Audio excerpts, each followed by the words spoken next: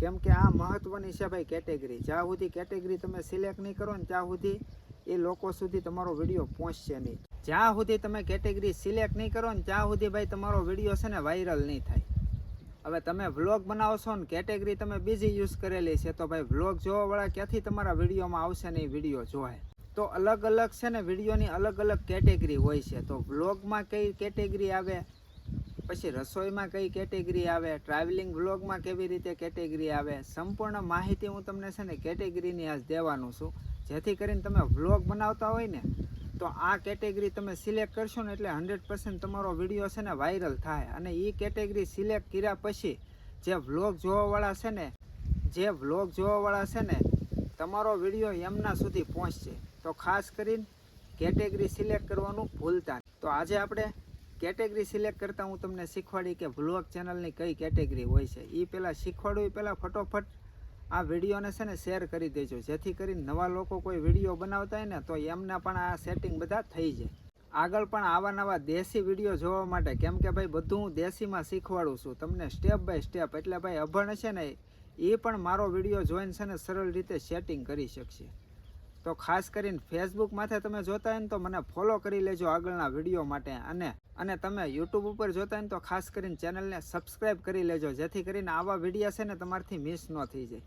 તો હાલો મિત્રો, મારું નામ છે રાકેશ ગુજરિયા અને તમામ લોકોનું સ્વાગત છે આપણી યુટ્યુબ ચેનલ ઉપર. તો આજે આપણે હવે ફટોફટ શીખી કે કેટેગરી કેવી રીતે સિલેક્ટ કરવી. તમને સાઈડમાં સ્ક્રીન દેખાતી છે. તો હવે આપણે છે ને પહેલાં તો ક્રોમ બ્રાઉઝરને છે ને ઓપન કરી લેવાનું છે. તો અહીંયાથી ક્રોમ બ્રાઉઝર આપણે ઓપન કરી લીધું છે. તમારી જે કાંઈ ચેનલ હોય ને એ અહીંયાથી તમારે લોગિન કરી લેવાની છે. ત્યારબાદ અહીંયા જે યુટ્યુબ દેખાય ને એની ઉપર તમારે ક્લિક કરવાનું છે. એટલે આવી રીતનું છે ને ભાઈ યુટ્યુબ ખુલીને આવી જાય. તો આપણી ચેનલ આ છે, તમારે જોઈ લેવાનું છે કે આ ચેનલ છે ને આપણે જેની ઉપર આપણે સેટિંગ કરવાનું છે. ત્યારબાદ અહીંયા છે ને તમારે 3 ડોટ ઉપર ક્લિક કરી અને એક ડેસ્કટોપ સાઇટ નામનું ઓપ્શન છે, એમાં તમારે ટીક માર્ક લગાડી દેવાનું છે. એટલે છે ને કમ્પ્યુટર જેવો છે ને વિન્ડો ખુલીને તૈયાર થઈ જાય. તો થોડોક લોડિંગ લે છે, થોડુંક નેટ ઓછું છે એ માટે. ત્યારબાદ અહીંયા જે તમારી ચેનલનો લોગો છે ને એની ઉપર તમારે ક્લિક કરવાનું છે.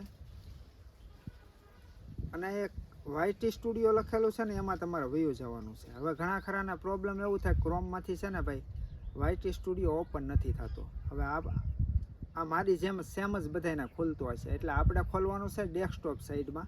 એટલે આપણે છે ને આ નોર્મલી ખુલ્યો છે. હવે આપણે ડેસ્કટોપ સાઈડમાં જ્યારે ઓપન કરશું ને ત્યારે જ બધા આપણને ફંક્શન જોવા મળશે સેટિંગ કરવાના. હવે જો તમારે પણ YT સ્ટુડિયો સરખો ન ખુલતો હોય ક્રોમમાં તો હવે તમારે લોગો ઉપર ક્લિક કરવાનું છે.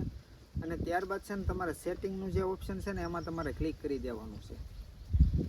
અને પછી તમારે જે 3 ડોટ આવે છે ને એની ઉપર પાછું તમારે ક્લિક કરવાનું છે. અને ત્યારબાદ નીચે જવાનું છે ને આપણે જે ડેસ્કટોપ સાઈડમાં જે ઓન કર્યું હતું ને એને ટીક માર્ક હટાડી દેવાનું છે.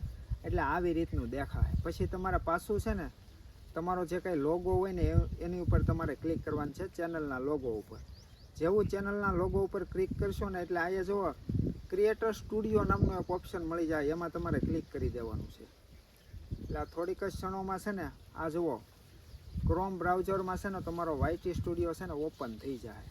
જેવો ખુલશે ને એટલે તમારો ડેશબોર્ડ છે ને આવી રીતનો ભાઈ દેખાય. વિડીયો બધા સેટિંગ, ક્યાંથી કોપીરાઇટ હટાવવા, તમામ વસ્તુ છે ને અહીંયા દેખાડે. સ્ટ્રાઇક કેટલી આવેલી છે, કોપીરાઇટ ક્લેમ્સ કેટલામાં આવેલો છે, તમામ સેટિંગ છે ને અહીંયાથી જ થતા હોય છે.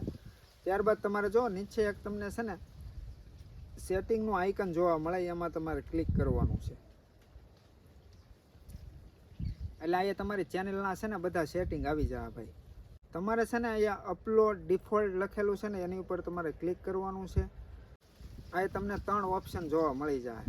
તો અહીંયા તમારે જોઈ લેવાનું છે. એડવાન્સ સેટિંગમાં તમારે જવાનું છે અને અહીંયા તમને કેટેગરીનું ઓપ્શન જોવા મળી જાય. હવે આ કેટેગરીની જ બધી ભાઈ રમત હોય છે કે હવના મારા અત્યારે હું ટેગના વિડીયો નાખું તો મારી છે ને કેટેગરી ટેકનોલોજી આવે. હવે તમે વ્લોગ બનાવતા હોય તો તમારે કઈ સિલેક્ટ કરવી, કેમ કે આ મહત્વની છે ભાઈ કેટેગરી. જ્યાં સુધી કેટેગરી તમે સિલેક્ટ નહીં કરો ને ત્યાં સુધી એ લોકો સુધી તમારો વિડીયો પહોંચશે નહીં. તો અહીંયા જો તમને એક નાનું એવું કેટેગરીનું એક ઓપ્શન જોવા મળી જાય, એમાં તમારે ક્લિક કરવાનું છે. એટલે અહીંયા કેટલી પણ જાતની કેટેગરી તમને જોવા મળી જાય. ક્રશ એન્ડ વ્હીકલ, પછી કોમેડી. તમે કોમેડી વિડીયો બનાવે ને તો તમારે જો બીજા નંબર ઉપર છે ને એ કોમેડી તમારે સિલેક્ટ કરી લેવાની છે. અને ખાસ કરીને તમે જો વ્લોગ બનાવતા હો, અહીંયા તમને છે ને પીપલ એન્ડ વ્લોગ નામની છે ને એક તમને કેટેગરી જોવા મળી જાય, તો એ તમારે સિલેક્ટ કરી લેવાની છે. જોઈ શકો છો મેં સિલેક્ટ કરી લીધી છે કેટેગરી પીપલ એન્ડ વ્લોગ, એટલે A to Z વસ્તુ આવી જાય. તમે કદાચ રેસીપીના નાખતા હોય ને તો એ પણ કેટેગરી ચાલે. પછી ટ્રાવેલના વિડીયો બનાવતા હોય ને તો એ પણ તમારી કેટેગરી ચાલે, પીપલ એન્ડ વ્લોગ. અને તમે ડેઈલી દેશી વ્લોગ બનાવતા હોય ફેમિલીના, તો પણ તમારી કેટેગરી આ જ લાગુ પડે. તો આવી રીતે છે ને તમારે કેટેગરી સિલેક્ટ કરી લેવાની છે ને અહીંયા તમારે સેવનું બટન છે ને એમાં તમારે ક્લિક કરી દેવાનું છે, એટલે તમારી છે ને કેટેગરી સિલેક્ટ થઈ જાય. તો આવી રીતે તમારે છે ને કેટેગરી સિલેક્ટ કરી નાખવાની છે. તો આવી રીતે કેટેગરી સિલેક્ટ કરો અને વિડીયોને શેર કરવાનું ભૂલતા નહીં, જેથી કરીને જે નવા લોકો છે ને એની સુધી આ વિડીયો પહોંચી જાય. અને આગળ પણ આવા નવા કંઈકનું કંઈક નવીન જાણવા અને શીખવા, ખાસ કરીને ફેસબુક ઉપર જોતા હોય તો ફોલો કરી લેજો, યુટ્યુબ ચેનલ ઉપર જોતા હોય તો સબસ્ક્રાઈબ કરી લેજો, જેથી કરીને આવા નોલેજફુલ વિડીયો તમારાથી મિસ ન થઈ જાય. તો હાલો એક નવા વિડીયો સાથે મળશું, ત્યાં સુધી બધાને જય માતાજી, જય હિન્દ.